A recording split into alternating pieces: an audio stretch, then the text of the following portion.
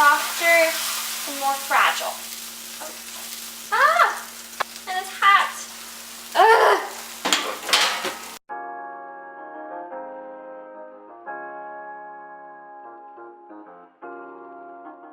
Hi guys, and welcome back to Cook with Oksana, and today, you know what's coming. We're making another one of my absolute favorite recipes. My grandma's healthier enchiladas. I say healthier because normally with traditional enchiladas, you fry them about 3 times, and today we only do it once, and barely. So should it even be called frying? No. It's called cooking with olive oil. And we also make everything from scratch, so you can't get healthier or more fresh than that. I grew up on these bad boys, so I'm really excited for you guys to get to try these. If my grandma was cooking, it was probably some sort of tortilla-based meal. I think that's every Mexican grandma. But now, you guys can reap all the benefits of these delicious, amazing, authentic, rich, I could go on forever, enchiladas without having to eat tortillas every day of your life. I kind of envy you. And with that, let's go.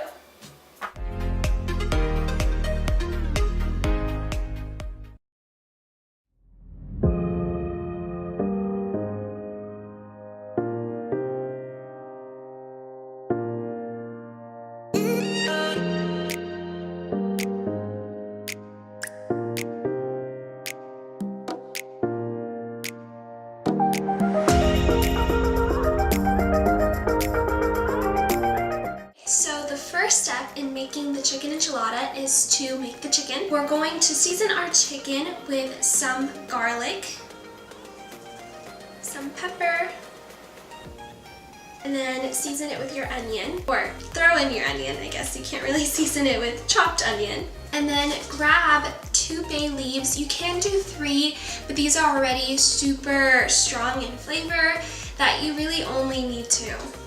The big thing that you're going to put in this is your chicken flavor bouillon. I don't know how to pronounce it, but this is your key ingredient in this chicken. It's gonna give you that perfect enchilada chicken flavor, so you kind of actually want to throw in quite a bit. And I'll show you what it actually looks like, because I know this is probably not something you have in your house. It's really good to even add to your usual everyday spices of salt and pepper.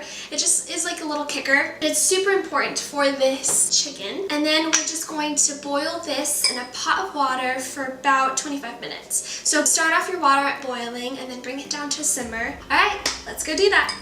While our chicken is boiling, we're going to actually need to boil something else, which is the chilies. So I've got all of our chilies here. So we have our California, New Mexico, and then the last one is the pasilla, which is shriveled up, looks just like a raisin. This is what is going to be your enchilada sauce. Homemade, just like grandma made it. It's really good, and it's so simple. I don't know why it's such a popular sauce to buy at the store. It's so quick and easy to make at home. It just requires a few chilies and a few other ingredients, as you'll see. So let's go boil some water and boil some chili, just for 1 minute. Okay, so we boiled our chilies.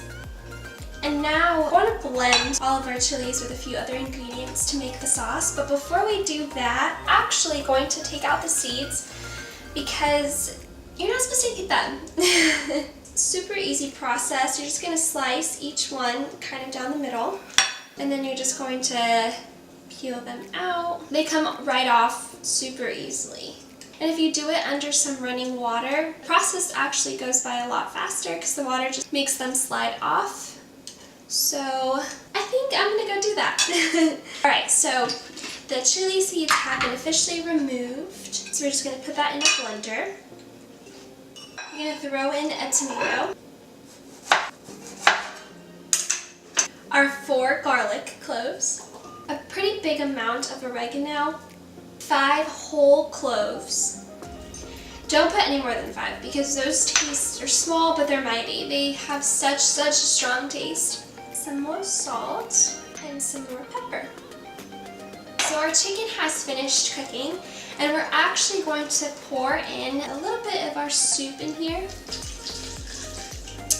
I spilled it, but it went a lot smoother than I thought it would. It's a pretty heavy thing. And then fill up the rest to about maybe like 1 cup, 2 cups of water. That obviously is going to depend on how you want your consistency. So just put it on the blender, add about a cup, add a little bit under a cup, put it on the blender and watch. If it's struggling, then add a little bit more water until you kind of get that puree that you want for your sauce. You obviously want it to be a little bit more saucy or so a little bit more watery, so just kind of continue adding the more and more you go if you think you need it. Let's blend it up. All right, we're almost ready to go. The last steps of the enchilada making, and one of my actually least favorite steps, is shredding this chicken. It's just such a tedious and annoying process, but it's super easy, so we'll get it done. Shred it by using your hands. You can use a fork. It's actually really hot. So a fork, we'll grab a fork. I can smell that chicken flavor spice that I cannot pronounce, and it smells super yummy. It's really hot. Like, not hot enough to burn you, but hot enough to hurt. I'm really excited for you guys to try these enchiladas. I didn't learn how to make them until kind of pretty fairly recently, so I hope I don't mess it up. But if I don't mess it up, then you probably won't mess it up, and then that's what we want. Foolproof, right? Alright, the chicken has been shredded, and now we're going to be mixing our tortillas with the sauce, and they'll start to look like real chicken enchiladas. Grab some olive oil, and we're going to drizzle that onto our pan. Grab your salsa. Add a little bit of our homemade salsa to the sauce. Add a little bit of olive oil to this pan. You grab your tortilla, sit in the oil, and then you're gonna dip it into the sauce.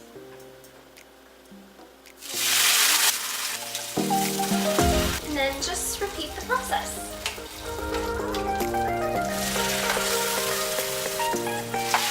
You really don't have to leave them on here for very long.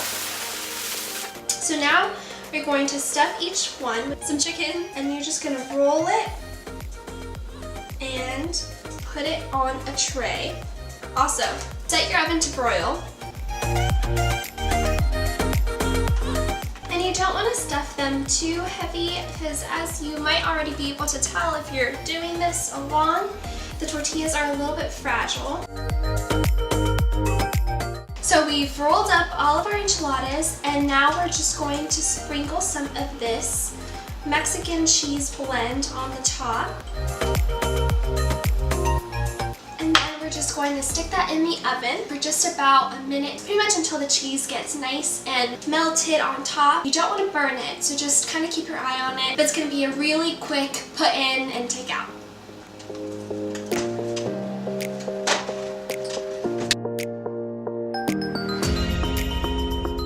Now we're going to plate it. So grab your enchiladas, however many you want, and we're going to just do our toppings. Grab some lettuce, sprinkle that on, some avocado per usual. I love avocado. And a dollop of sour cream if you want.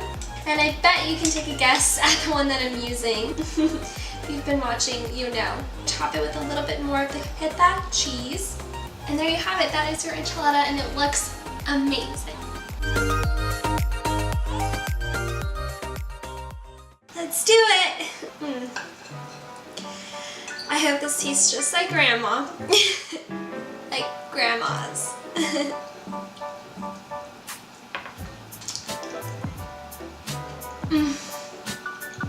Wow. Maybe you shouldn't have it, because restaurant enchiladas will never taste the same. And alright, with that guys, thank you so much for checking it out. Try the enchiladas. Let me know what you think. I'll be sure to relay the message over to my grandma and let her know that you guys thought it was delicious, because I'm sure you will think it's delicious. And with that, I'll see you next time on Cook with Oksana. Thank you, thank you, thank you. Bye.